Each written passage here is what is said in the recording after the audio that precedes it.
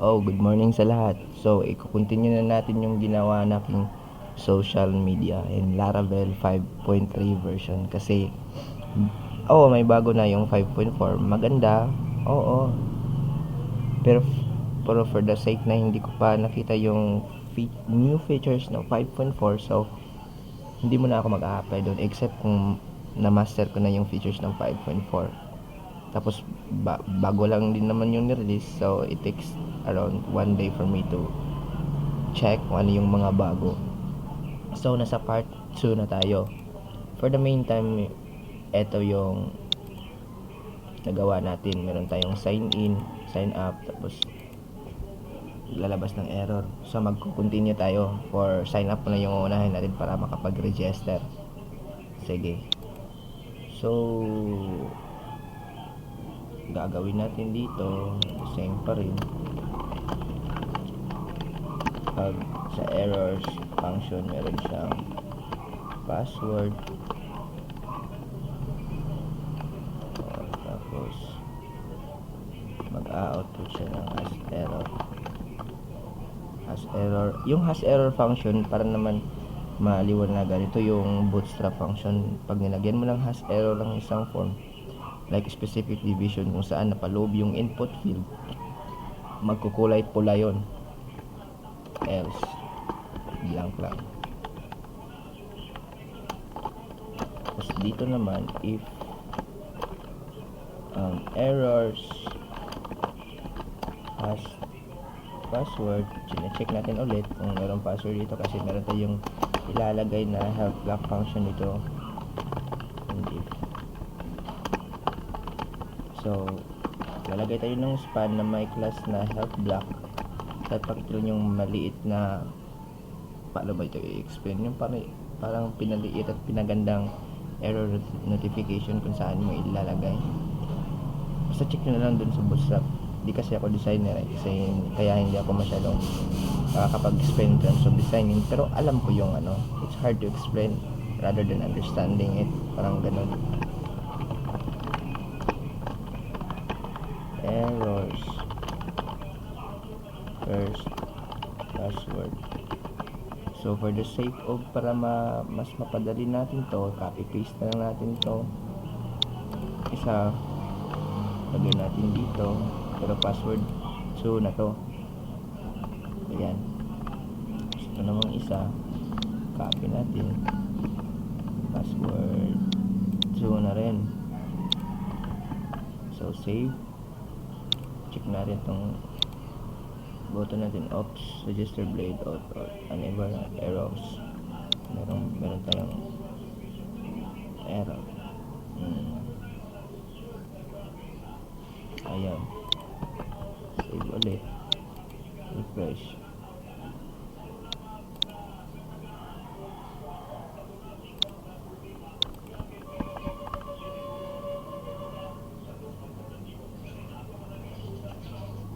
Yung error yung isa, meron din isang error.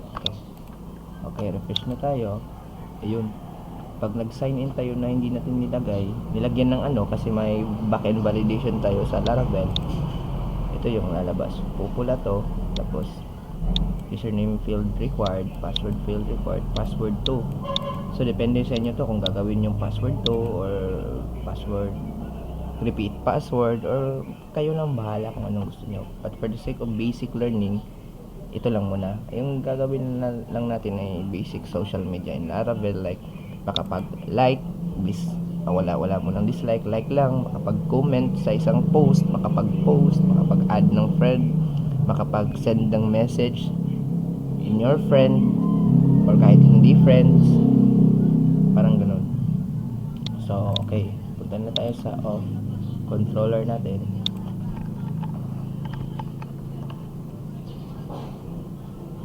Tapos gagawa pa tayo pala ng migration for database natin, paano natin ito ilalagay kung data yung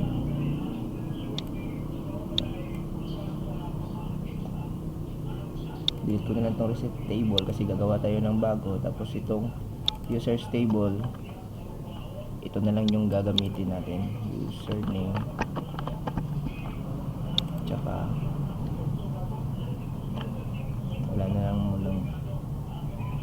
syempre pwede natin gawing unique tong ano natin, username, wala ng email, password at token na lang. O ayan, tapos or ano,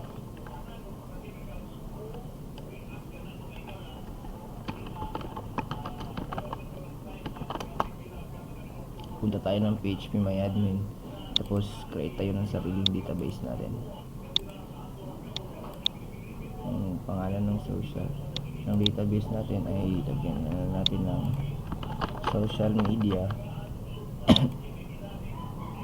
So here in our Laravel, meron tayong file sa tinatawag na .env. Dito na natin ilalagay yung ano natin, database is social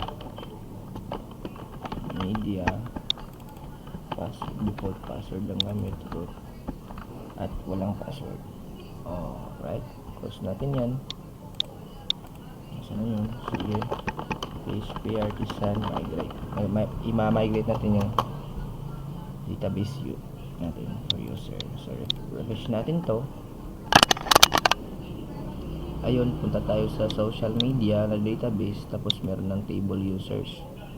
Tingnan natin yung structure, check natin yung ID, username, password, token, at timestamp. So for this, pwede na tayo makakapag-register kasi meron na tayong table. So import muna natin dito yung use app/user. Ano tong user? Itong user ay user model dun sa user table natin na nakikita natin dun kanina sa migration. Ito. So itong user model natin ay import natin para dun tayo maggagawa ng bagong object into our class. Tapos dun natin ipapasok lahat ng mga data natin sa user na magre-register. Okay, hirap. So user is equal to new user. Dapat case sensitive kasi ito.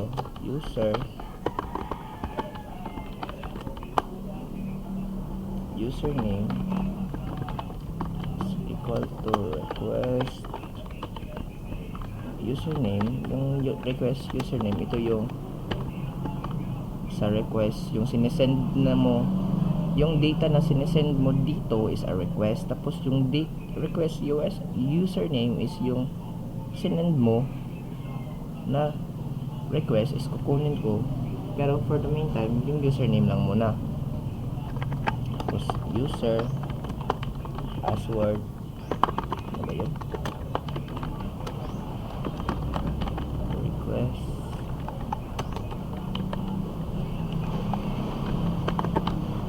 password. Pero pag ganito excuse me, okay na sana to, kaso kailangan natin i-encrypt yung password natin. Kailangan naman yung ilalagay mong password dun sa plain password lang, hindi pwede yan, di ba? Paano pag merong basta alam nyo na kung ibig sabihin nun, dapat natin i-encrypt yung password natin. Bakit password lang, hindi password? So depende lang to sa kanila kasi I declared same function naman dapat magkatulad sa kanila, sa either one of them. Tapos pag magkatulad, pwede na lang isa yung kukunin natin, di ba? So for this, refresh natin tong natin, try natin mag-register, admin, password, admin.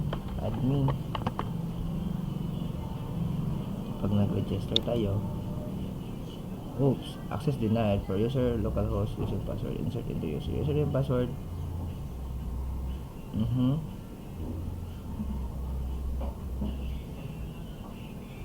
Okay, may mali yata sa collection natin. Check natin.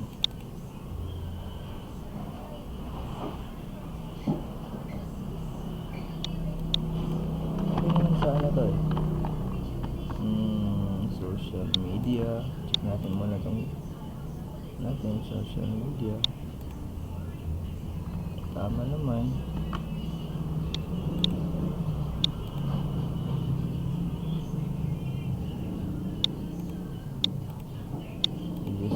ulit.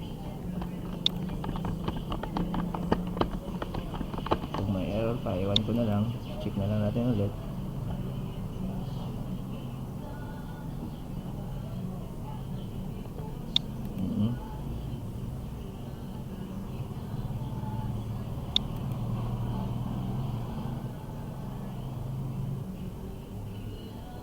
User model, titignan muna natin to. Yun, name, yung fillable natin, medyo mali na to.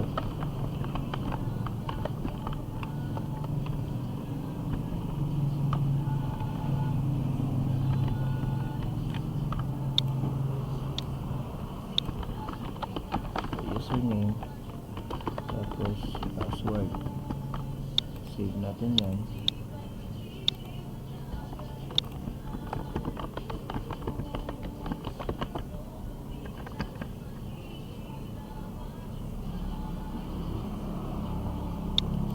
Bakit hindi tayo makapag-register ng data?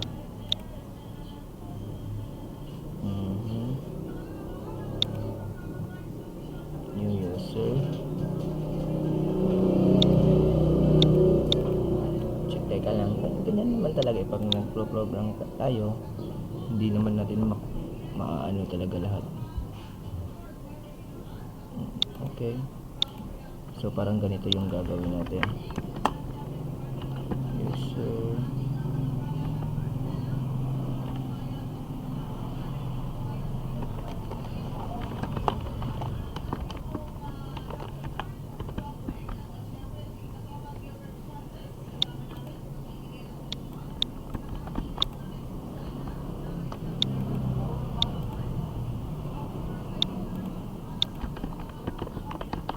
admin, name,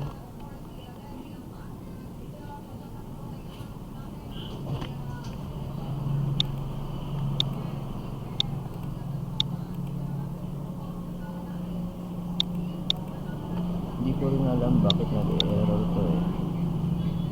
Teka lang.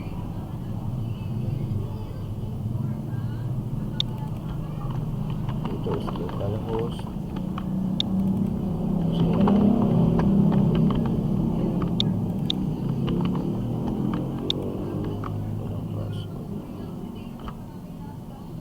Request.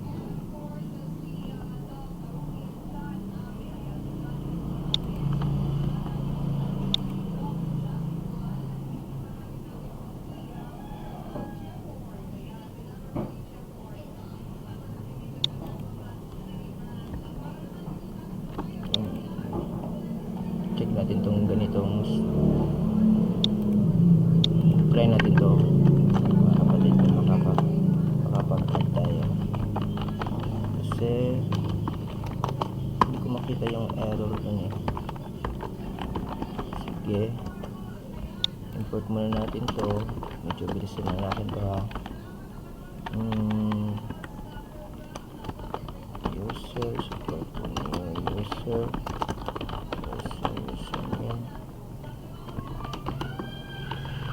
admin,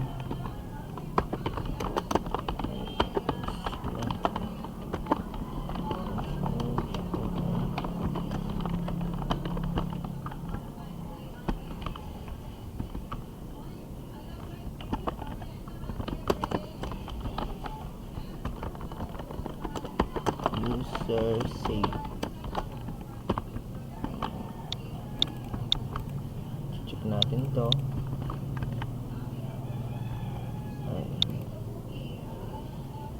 Unexpected. Ano yun? Fatal probable error in red line 27 parts 27. Get, refresh natin to.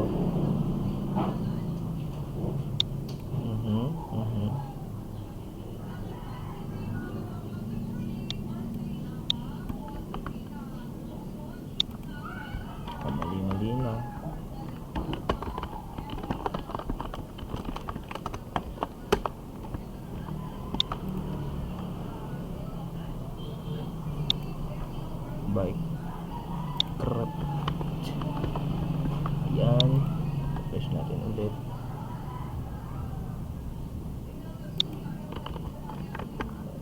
natin bakit ayaw niyang makapag-register.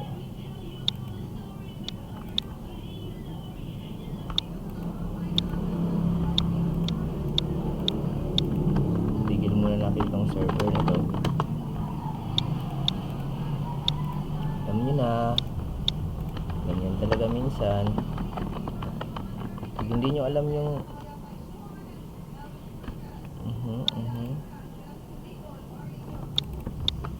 ito, check na natin to. Ayun, nakapag-add na tayo ng users. Dami kong tawa dun. Nagbabag pala yung ano, hindi ko alam yun nagbabag pala yung server nila, yung PHP Artisan server, kasi kanina yung close ko tong kasama nito, yun yung parang live server nila, diba, nag-iba na yung URL ko. So try natin mag sign up, type user, password user, mali yung password, ayun, tapos gawin na natin yung tama. Yun, nakapag-register na tayo. Pasensya na kayo, pero at least experience din to. Pag naka-experience kayo ng ganun, i-reset na lang yung PHP Artisan server nyo, or yung serve function, because exit na lang yun, tapos gawin yung sa ganyang style. So nakapag-register na tayo, check natin dito sa browser. Ayun, meron na tayong admin at user. So ang gagawin natin dito is, alam nyo na, return, redirect.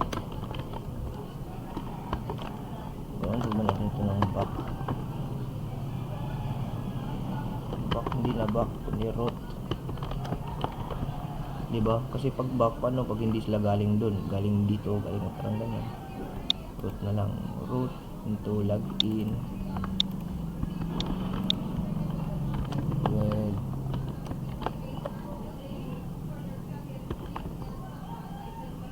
info.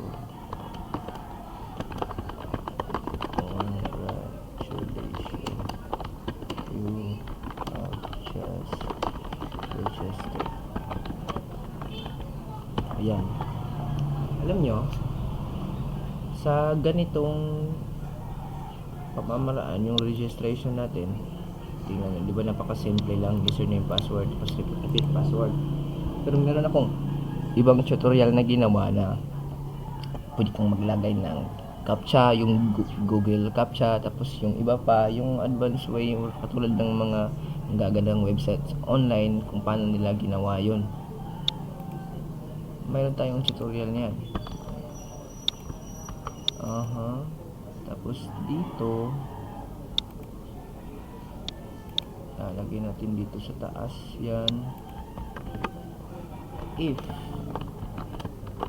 yung session, meron tayong session info, and if natin, tapos div, tapos alert info, natin ipapalabas yung get info. So ang ginagawa nito, kinukuha natin tong with info, congratulations, you have just registered. Ito isa itong array, parang associative array. Ito yung indicator, ito naman yung value. Yung with, para tong flash session na pag nag-success yung registration natin, magbabalik yun sa root login, which is login with a flash session na info at yung value na congratulations. Kaya dito nga sa login natin, tinitingnan natin kung meron ba siyang session hash na info yung pangalan, tapos ilalabas natin yun o i-output natin yun kung meron man, parang ganon. So check natin, baka may error na naman to. Okay, pero yung error parang ano yan parang spicy yan sa paggagawa ng program. Minsan meron ganyan, minsan wala rin, pero mas maganda kung merong wala, meron ding mas maganda rin na may error talaga para yung learning nandun. So dito is papa go password add password is password, register natin. Ayun, tingnan nyo, congratulations, you have just registered. O diba? So in part 2, part 3, gagawa tayo ng login login kasi tapos na tayo sa registration. So abang-abang na lang, huwag kayong mag-alala, tatapusin natin to para hanggang sa makagawa tayo ng social media using Laravel. So yung mga error kanina, ganun talaga, pero just stay focused, huwag mawalan ng pag-asa. Kaya yung iba konting error lang, wala na, diba? Tingnan nyo, I tried my best para maging maliit lang yung codes. Gumawa na lang ako ng default template. Nandito yun sa views.